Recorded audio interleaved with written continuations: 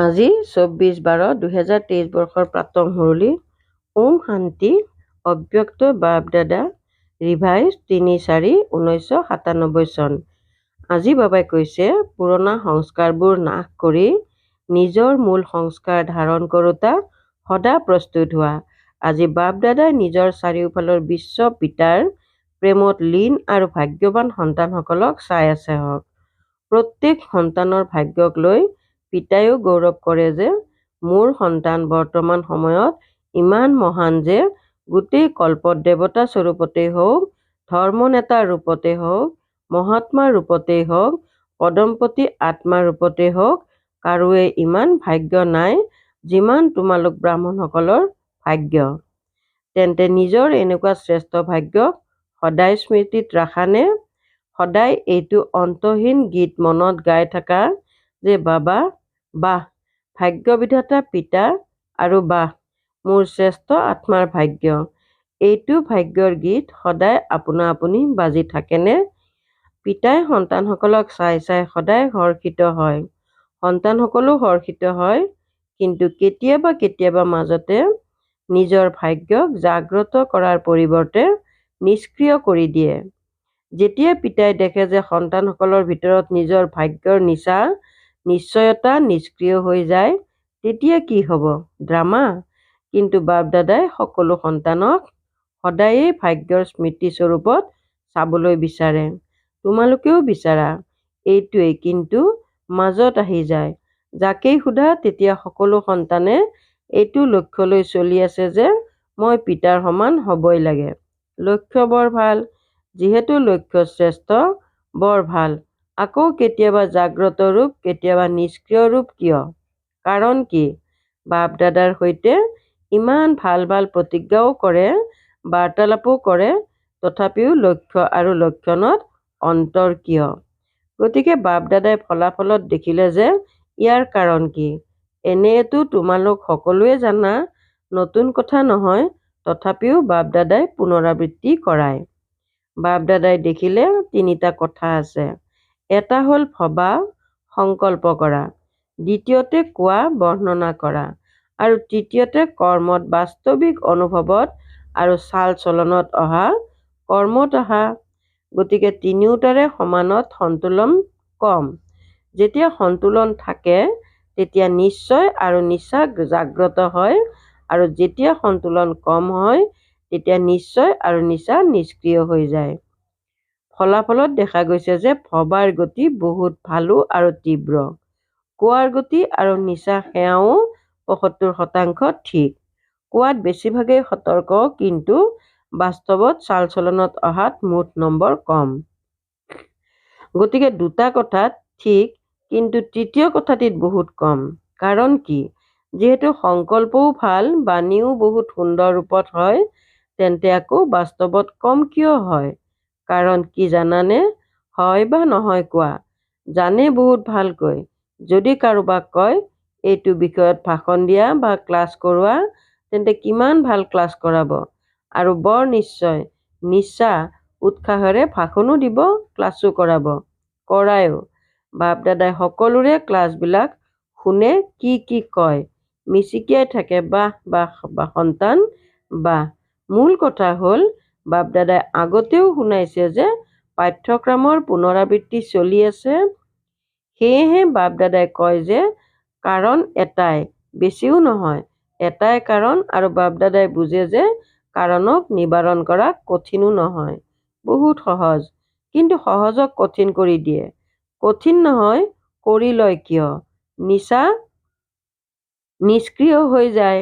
এটাই কাৰণ, যিবিলাক ধাৰণাৰ কথা শুনা, কৰাও, লাগিলে শক্তিৰ ৰূপত, লাগিলে গুণৰ ৰূপত, ধাৰণাৰ কথাবিলাক বহুত ভাল ভাল কৰা, ইমান ভাল কৰা যে শুনোতা লাগিলে অজ্ঞানী, লাগিলে জ্ঞানী, শুনি বহুত ভাল বুলি কৈ খুব তালি বজায়, বহুত ভাল কথা কৈছে, কিন্তু ইমানবাৰ কিন্তু আহিল। এই কিন্তুৱে বিঘিনি আনি দিয়ে। কিন্তু শব্দ সমাপ্ত হোৱা, অৰ্থাৎ পিতাৰ সমান সমীপত অহা, আৰু সমীপত অহা অৰ্থাৎ সময়ক সমীপলৈ অনা। কিন্তু এতিয়ালৈকে কিন্তু শব্দ ক'বলগীয়া হয়। পিতাৰ ভাল নালাগে, কিন্তু ক'বলগীয়া হয়েই। তেন্তে কাৰণ কি? যিবিলাক কোৱা, ধাৰণাও কৰা, ধাৰণাৰ ৰূপত ধাৰণা কৰা, আৰু সেই ধাৰণা কাৰোবাৰ অলপ সময়, কাৰোবাৰ বেছি সময়ো চলে, কিন্তু ধাৰণা বাস্তৱত সদায় বাঢ়ি গৈ থাকে। তাৰ কাৰণে এইটোৱেই মুখ্য কথা যে যেনেকৈ দাপৰৰ পৰা আৰম্ভ কৰি অন্তিম জন্মলৈকে যিবিলাক অৱগুণ বা দুৰ্বলতা তাৰ ধাৰণাৰ সংস্কাৰ ৰূপত হৈ গ'ল, আৰু সংস্কাৰ হোৱাৰ কাৰণে পৰিশ্ৰম কৰিবলগীয়া হোৱা নাই, এৰিবলৈও বিচাৰে, ভাল নালাগে, তথাপিও কয় কি কৰোঁ, মোৰ সংস্কাৰ এনেকুৱা, আপুনি বেয়া নাপাব, মোৰ সংস্কাৰ এনেকুৱা। সংস্কাৰ হ'ল কেনেকৈ? কৰি ল'লা, তেতিয়াহে হ'ল নহয়। গতিকে যেতিয়া দাপৰৰ পৰা এই ওলোটা সংস্কাৰ হৈ গ'ল, যাৰ কাৰণে তোমালোক সময়ত নিৰুপায় হোৱা, তথাপিও কোৱা কি কৰোঁ, সংস্কাৰ। গতিকে সংস্কাৰ সহজ নাভাবিলেও বাস্তৱত আহি যায় নহয়। কাৰোবাৰ ক্ৰোধ আহি যায়, অলপ সময়ৰ পাছত কয় আপুনি বেয়া নাপাব, মোৰ সংস্কাৰেই এনেকুৱা। ক্ৰোধক সংস্কাৰ কৰি ল'লা, অৱগুণক সংস্কাৰ কৰি ল'লা, আৰু গুণক সংস্কাৰ কৰি লোৱা নাই কিয়? যেনেকৈ ক্ৰোধ অজ্ঞানৰ শক্তি আৰু জ্ঞানৰ শক্তি শান্তি, সহন শক্তি, তেন্তে অজ্ঞানৰ শক্তি ক্ৰোধক বহুত ভালদৰে সংস্কাৰ কৰি লৈছা, আৰু ব্যৱহাৰো কৰি থাকা, আকৌ ক্ষমাও খুজি থাকা। ক্ষমা কৰি দিবা, আগলৈ নহ'ব, আৰু আগলৈ আৰু বেছি হয়। কিয়নো সংস্কাৰ কৰি ল'লা। গতিকে বাপ দাদাই এটাই কথা সন্তানসকলক বাৰে বাৰে শুনায় যে এতিয়া প্ৰতিটো গুণক, জ্ঞানৰ প্ৰতিসাৰ কথাক সংস্কাৰ ৰূপত কৰি লোৱা। ব্ৰাহ্মণ আত্মাসকলক নিজা মূল সংস্কাৰ কোনটো? ক্ৰোধ নে সহন শক্তি? কোনটো? সহন শক্তি, শান্তিৰ শক্তি, এয়া নহয় জানো? তেন্তে অৱগুণকতো সহজেই সংস্কাৰ কৰি ল'লা। বাছি বাছি ভিতৰত ধাৰণ কৰি ল'লা যে নিবিচাৰিলেও ওলাই থাকে। এনেকৈ প্ৰতিটো গুণক ভিতৰত বাছি বাছি সংস্কাৰ কৰি লোৱা। মোৰ মূল সংস্কাৰ কোনটো? এইটো সদায় স্মৃতিত ৰাখা। সেয়াতো ৰাৱণৰ সম্পত্তি সংস্কাৰ কৰি দিলা, আনৰ বস্তুক নিজৰ কৰি ল'লা। এতিয়া পিতাৰ সম্পদ নিজৰ কৰি লোৱা। ৰাৱণৰ বস্তু যতনেৰে ৰাখি থৈছা, আৰু পিতাৰ বস্তু হেৰুৱাই পেলোৱা কিয়? ৰাৱণৰ প্ৰতি স্নেহ আছে। ৰাৱণক ভাল লাগে নে পিতাক ভাল লাগে? সকলোৱে পিতাক ভাল লাগে বুলিয়েইতো ক'ব। এইটো মনেৰে কৈ আছা নহয়, কিন্তু যাক ভাল লাগে তেওঁৰ কথা নিশ্চয়ৰ চিঞাহীৰে অন্তৰত সমাহিত হৈ যায়। যেতিয়া কোনোবা ৰাৱণৰ সংস্কাৰৰ বশীভূত হয়, আৰু তথাপিও কৈ থাকে বাবা, আপোনালৈ মোৰ বহুত স্নেহ, বহুত স্নেহ। পিতাই সোধে কিমান স্নেহ? তেতিয়া কয় আকাশতকৈও বেছি। পিতাই শুনি আনন্দিততো হয় যে কিমান হোজা সন্তান। তথাপিও পিতাই কয়, পিতাৰ সকলো সন্তানৰ প্ৰতি প্ৰতিশ্ৰুতি যে অন্তৰেৰে যদি এবাৰো মোৰ বাবা বুলি কৈ দিলে, পাছত লাগিলে মাজে মাজে পাহৰিও যাওক, কিন্তু এবাৰো অন্তৰেৰে ক'লে মোৰ বাবা, তেতিয়া পিতাইও কয় যিয়েই হওক, যেনেকুৱাই হওক, মোৰেই হোৱা। লৈতো যাবই লাগিব। কেৱল পিতাই বিচাৰে বৰযাত্ৰী হৈ নাযাবা, কইনা হৈ যাবা। শুনিতো সকলো বহুত আনন্দিত হৈ আছে। নিজৰ ওপৰত হাঁহিও উঠে। এতিয়া শুনাৰ সময়ত নিজৰ ওপৰত হাঁহিছা নহয়? নিজৰ ওপৰত হাঁহি উঠিছে, আৰু যেতিয়া খং কৰা তেতিয়া ৰঙা হেতা পৰি যোৱা। কিন্তু পিতাই ফলাফলত দেখিছে যে সন্তানসকলৰ এটা বিশেষত্ব বহুত ভাল। কোনটো? পবিত্ৰতাত থকা। ইয়াৰ বাবে যিমানেই সহন কৰিবলগীয়া নহওক, যিমানেই বিৰুদ্ধাচৰণ কৰোঁতা সন্মুখলৈ নাহক, কিন্তু এইটো কথাত ৭৫% ভাল। কোনোৱে উস্তাদিও মাৰে, কিন্তু তথাপিও ৭৫%ই এই ক্ষেত্ৰত উত্তীৰ্ণ হৈ দেখুৱাইছে। এতিয়া তাৰ পাছত দ্বিতীয় বিষয় কোনটো আহে? ক্ৰোধ। দেহবোধতো মুঠতে আছেই, কিন্তু দেখা গৈছে যে ক্ৰোধৰ বিষয়ত বহুত কম উত্তীৰ্ণ। এনেকৈ ভাবে যে ক্ৰোধ কোনো বিকাৰ নহয়, এইটো হাথিয়াৰ, বিকাৰ নহয়। কিন্তু ক্ৰোধ জ্ঞানী আত্মাৰ বাবে মহাশত্ৰু। কিয়নো ক্ৰোধে অনেক আত্মাৰ সৈতে সম্পৰ্কত আহিলে প্ৰসিদ্ধ হৈ যায়, আৰু ক্ৰোধ দেখি পিতাৰ নাম বহুত গ্লানি হয়। কওঁতাই এনেকৈ কয়, দেখিছো জ্ঞানী আত্মাক। ক্ৰোধৰ বহুত ৰূপ, এটাটো মহান ৰূপ তোমালোকে ভালদৰে জানা, দেখিবলৈ পোৱা যায়, এওঁ ক্ৰোধ কৰি আছে। দ্বিতীয় ক্ৰোধৰ সূক্ষ্ম স্বৰূপ ভিতৰত ঈৰ্ষা, দেহ, ঘৃণা থাকে। এই ৰূপত জোৰেৰে কোৱা বা বাহিৰৰ পৰা কোনো ৰূপ দেখিবলৈ পোৱা নাযায়, কিন্তু যেনেকৈ বাহিৰত ক্ৰোধ হয়, তেতিয়া ক্ৰোধ অগ্নিৰ ৰূপ হয় নহয়, সি ভিতৰি নিজকো জ্বলাই থাকে আৰু আনকো জ্বলায়। এনেকৈ ঈৰ্ষা, দেহ, ঘৃণা এইবিলাক যাৰ আছে, তেওঁলোকে এই অগ্নিত ভিতৰি ভিতৰি জ্বলি থাকে। বাহিৰৰ পৰা ৰঙা হেতা নহয়, ৰঙা হেতা তথাপিও ঠিকেই, কিন্তু তেওঁ কলা হৈ যায়। তৃতীয়তে ক্ৰোধৰ চতুৰ ৰূপো আছে, সেয়া কি?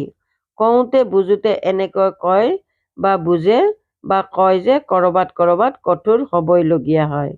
কৰবাত আইন হাতত তুলি ল'বলগীয়া হয়। কল্যাণৰ অৰ্থে। এতিয়া কল্যাণ হৈছে নে নাই, সেয়া নিজকেই সোধা। বাপ দাদাই কাকো নিজৰ হাতত আইন তুলি ল'বলৈ অনুমতি দিয়া নাই। কি কোনো মুৰলীত কৈছে নেকি যে লাগিলে আইন হাতত তুলি লোৱা, ক্ৰোধ নকৰিবা? আইন হাতত তুলি লোৱা জনৰ ভিতৰৰ ৰূপ সেই ক্ৰোধৰ অংশ হয়। যিসকল নিমিত্ত আত্মা আছে, তেওঁলোকেও আইন হাতত তুলি নলয়, কিন্তু তেওঁলোকে আইন পুনৰাবৃত্তি কৰিবলগীয়া হয়। আইন কোনেও হাতত তুলি ল'ব নোৱাৰে, কিন্তু নিমিত্ত হ'লে তেতিয়া পিতাৰ দ্বাৰা বনোৱা আইনক পুনৰাবৃত্তি কৰিবলগীয়া হয়। নিমিত্ত হোৱা সকললৈ ইমানখিনি অনুমতি আছে, সকলোলৈ নহয়।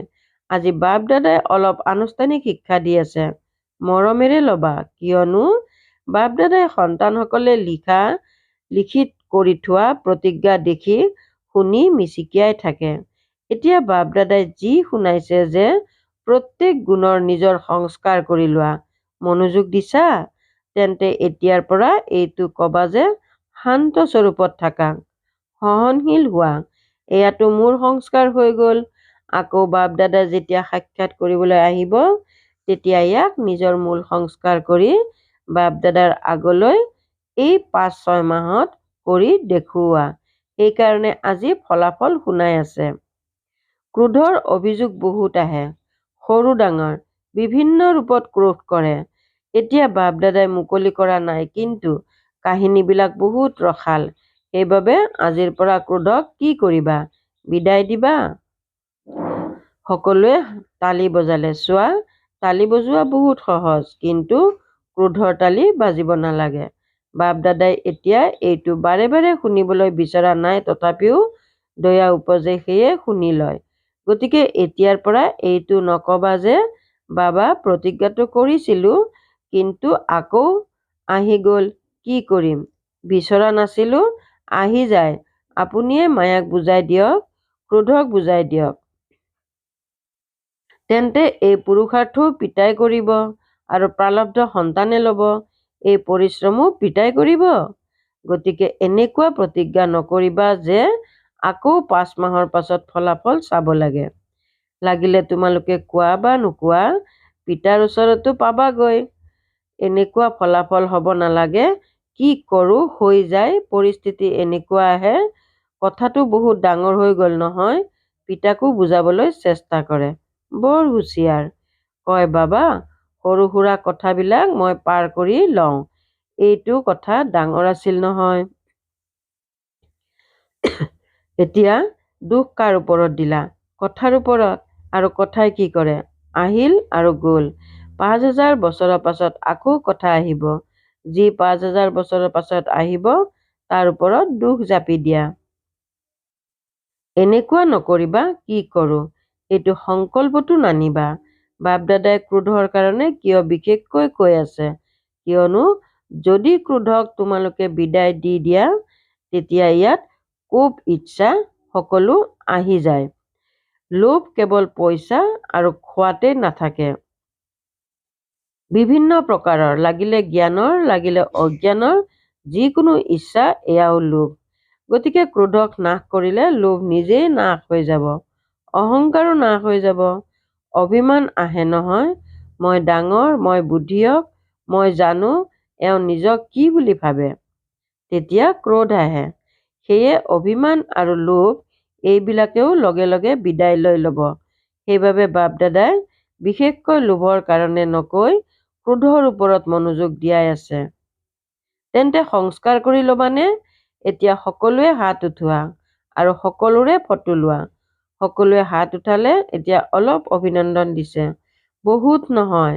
আৰু যেতিয়া আকৌ ফলাফল চাব, আকৌ বতনৰ পৰা দেৱতাসকলেও, স্বৰ্গৰ দেৱতাসকলেও তোমালোকৰ ওপৰত বাহ বাহ কৰি ফুল ছটিয়াব। আজিৰ পৰা প্ৰত্যেকেই নিজক চাবা, আনক নাচাবা। আনৰ কথা এইবিলাক চোৱাৰ বাবে মনৰ চকু বন্ধ কৰা।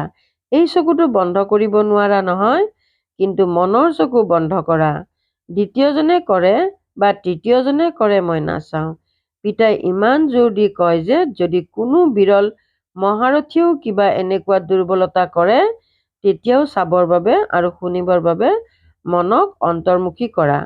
হাঁহিবলগীয়া কথা শুনাইছে। বাপ দাদাই আজি অলপ স্পষ্টকৈ শুনাই আছে, বেয়াটো পোৱা নাই। বাৰু, এটা আৰু স্পষ্ট কথা শুনাইছে। বাপ দাদাই দেখিছে যে বেছি সময় প্ৰতি সময়ত, সদায় নহয়, কেতিয়াবা কেতিয়াবা মহাৰথীসকলৰ বিশেষতাক কম দেখে আৰু দুৰ্বলতাক বহুত গভীৰভাৱে দেখে আৰু অনুকৰণ কৰে। ইজনে সিজনক বৰ্ণনাও কৰে যে কি হয় চবকে দেখিলো। মহাৰথীৰেও কৰে, আমিতো আছোৱেই পিছত। এতিয়া মহাৰথী যেতিয়া পৰিৱৰ্তন হ'ব নহয়, তেতিয়া আমি পৰিৱৰ্তন হৈ যাম। কিন্তু মহাৰথীসকলৰ তপস্যা, মহাৰথীসকলৰ বহুত কালৰ পুৰুষাৰ্থই তেওঁলোকক অতিৰিক্ত নম্বৰ দিয়ে, সন্মান সহকাৰে উত্তীৰ্ণ কৰি লয়। তোমালোকে এইটো অপেক্ষাত থাকিবা যে মহাৰথী পৰিৱৰ্তন হ'লে তেতিয়া মই পৰিৱৰ্তন হ'ম, তেন্তে প্ৰতাৰিত হ'বা। সেইবাবে মনক অন্তৰ্মুখী কৰা, বুজিলা? এইটো বাপ দাদাই বহুত শুনিছে। দেখিলো, আমাৰতো চকু আছে নহয়, আমাৰতো কাণো আছে নহয়, আমিও বহুত শুনিছো। কিন্তু মহাৰথীৰ সৈতে এই কথাত বাগি নধৰিবা। ভালটোত বাগি ধৰা, বেয়াটোত বাগি নধৰিবা, নহ'লে প্ৰতাৰিত হৈ যাবা। পিতাৰ দয়া উপজে, কিয়নো মহাৰথীসকলৰ আধাৰ নিশ্চয় অক্ষয় অচল। তাৰ আশীৰ্বাদ অতিৰিক্ত মহাৰথীসকলে পায়।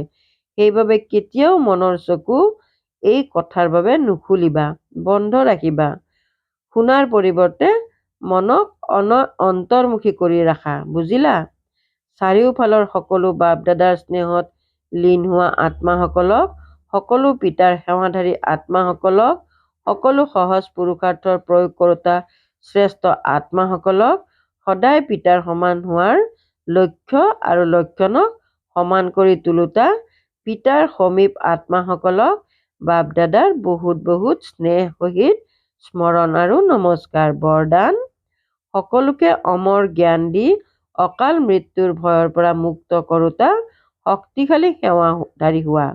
সকলোকে অমৰ জ্ঞান দি অকাল মৃত্যুৰ ভয়ৰ পৰা মুক্ত কৰোতা শক্তিশালী সেৱাধাৰী হোৱা। জগতত আজিকালি অকাল মৃত্যুৰেই ভয়ভীত হৈ খায়ো আছে, চলিও আছে, শুইও আছে। এনেকুৱা আত্মাসকলক আনন্দৰ কথা শুনাই ভয়ৰ পৰা মুক্ত কৰা।